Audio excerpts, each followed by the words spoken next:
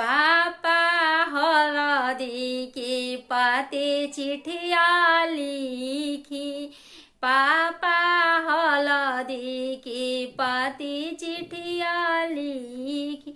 पापा देवी के फूफाजी के हाथ सबेरे फूफाजी आई,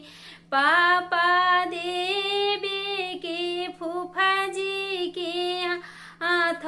सबेरे फूफाजी आई, बबुआ फूफा तोहार काले आई,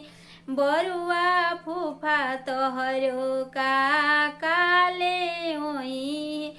पापा फूफा हमरो मोहर ले आई, पापा फूफा हमरो मोहर ले